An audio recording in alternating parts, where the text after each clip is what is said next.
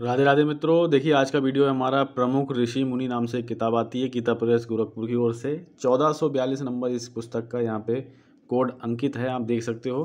कुछ इस प्रकार से ये किताब आपको मिल जाती है। काफ़ी बड़ा साइज है ये, A4 साइज का पेपर जिस प्रकार से रहता है फोटो स्टेट वाला, उसी साइज की आप ये किताब मान सकते हो। उतनी बड़ी ये किताब है। पूरी किताब ये फोटो पेपर पे है प्रिंटेड। और अगर कहानियाँ अगर हम देखें तो यहाँ पे एक तरफ चित्र दिया गया है, दूसरी तरफ यहाँ पे उस चित्र के बारे में यहाँ पे पूरा बताया गया है, पूरी कथा यहाँ पे दी गई है। जैसे कि देवऋषि नारद लिखा गया है, यहाँ नारद जी का चित्र है, यहाँ देवऋषि नारद जी के बारे में पूरी तरह से बतलाया गया है।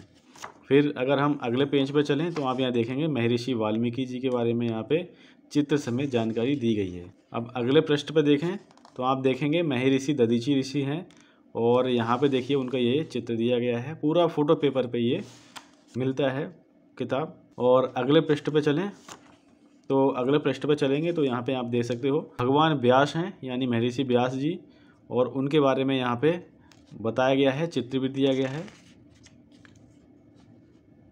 आप देख सकते हैं बहुत ही सुंदर तरह से यहाँ पे बताया गया है।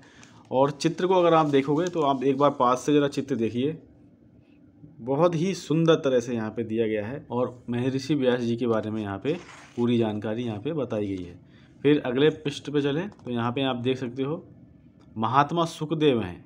महात्मा सुखदेव कौन हैं तो उनके बारे में यहाँ पे लिखा गया है। देखिए अगर आप इनके बारे में पढ़ेंगे तो यहाँ पे कुछ इस प्रकार से है। महात्मा सुखदेव भगवान वेद व्यास के पुत्र थे। इनकी उत्पत्ति के संबंध में अनेक कथाएं मिलती हैं। इस प्रकार से आपने जाना कि बहुत ही अच्छी तरह से कि भगवान वेद व्यास के ये पुत्र हैं महात्मा सुखदेव। शायद आप में से काफ़ी लोग जानते ना हो कि महात्मा सुखदेव कौन थे, तो एक लाइन पढ़ने से ही आप समझ में आ गए कि इससे पूर्व में जो हमने यहाँ पे देखा महर्षि व्यास, तो इनके जो हैं ये पुत्र हैं। तो अब देखते हैं अगले पृष्ठ पे हमें कौन से दिव्य ऋषि मिल रहे हैं। तो यहाँ पे हम देखेंगे तो भगवान शंकराचार्य जो हैं यहाँ पे मिल रहे हैं, चित्र समेत चित्र यहाँ पे दिया गया है और इनके बारे में बताया गया है। तो यहाँ पे देख सकते हैं शंकराचार्य जो हैं हमारे ऋषि मुनि में अगले ऋषि हैं। अब देखते हैं अगले पृष्ठ पे कौन है। तो यहाँ पे श्री रामानुजाचार्य यहाँ पे हमारे अगले ऋषि मुनि हैं, इनका चित्र दिया गया है और यहाँ पे इनके बारे में बताया गया है। अगले पृष्ठ संख्या पे चलते हैं तो अगले पृष्ठ संख्या पे अगर हम चलें तो यहाँ पे आप देख सकते हो श्री निम्बकाचार्य ये ऋषि हैं, इनका वर्ण यहाँ मिल रहा है। अगले पृष्ठ पर देखें तो श्री वल्लभाचार्य यहाँ चित्र दिया गया है, यहाँ इनके बारे में बताया गया है। तो किताब काफ़ी अच्छे से ऋषि मुनियों के बारे में यहाँ पे जानकारी देती है। और यहाँ पे अगर आप देखोगे तो श्री मध्वाचार्य, तो इस तरह से जो है यहाँ पे ऋषि मुनि मिल रहे हैं। अगले पृष्ठ पर देखोगे तो देखिए गोस्वामी तुलसीदास जी, ये चित्र आप देखिए, मज़ा आ जाएगा आपको चित्र देख के। बहुत ही सुंदर चित्र है और पूरा फोटो पेपर पे है। A4 आकार का ये पेज आप मान सकते हो। इसी पर अगर फोटो स्टेट वाला पेपर होता है वही आप मान सकते हो कि इतना आकार का साइज है, लेकिन ये सब फोटो पेपर पे है। ये चित्र भी और यहाँ लिखा हुआ भी फोटो पेपर पे छापा गया है। तो काफ़ी बढ़िया जो है संस्करण है ये ऋषि मुनियों का। और यहाँ पे संत सूरदास जी दिए गए हैं। सूरदास जी जो है अपने अजीब वेशभूषा में यहाँ पे हैं, अपनी संत वाली। यहाँ चित्र है सूरदास जी का और यहाँ पे जो है इनके बारे में पूरी विस्तार से जानकारी एक पेज में दे दी जाती है। अगले पृष्ठ पे अगर आप देखोगे तो यहाँ पे संत श्री कबीर दास जी हैं। कबीर जी यहाँ पे हैं और साथ में इनकी पूरी जानकारी यहाँ पे आपको मिल जा रही है विस्तार से एक पेज में।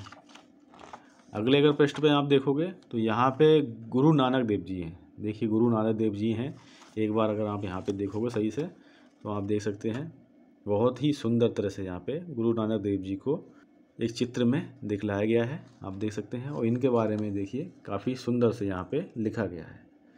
तो आप देख सकते हैं कुछ इस प्रकार से जो है गुरु नानक देव जी का यहाँ फ़ोटो के साथ यहाँ पे लिखा गया है। तो देखते हैं अगले पृष्ठ पे। तो यहाँ पे अगर आप देखोगे तो श्री चैतन्य महाप्रभु यहाँ पे दिए गए हैं। तो चैतन्य महाप्रभु यहाँ पे कुछ शिष्यों के साथ में दिखाई दे रहे हैं। और चैतन्य महाप्रभु के बारे में अगर कुछ लाइन यहाँ पे पढ़ोगे तो आप देख सकते हो श्री चैतन्य महाप्रभु का जन्म बंगाल के नवद्वीप नामक ग्राम में शक संवत 1407 की फागुन शुक्ल पूर्णिमा को हुआ था। इनके पिता का नाम श्री जगन्नाथ मिश्र और माता का नाम सची देवी था। ये भगवान श्री कृष्ण के अनन्य भक्त थे। इन्हें लोग श्री राधा का अवतार मानते हैं। बंगाल के वैष्णव तो इन्हें भगवान का ही अवतार मानते हैं।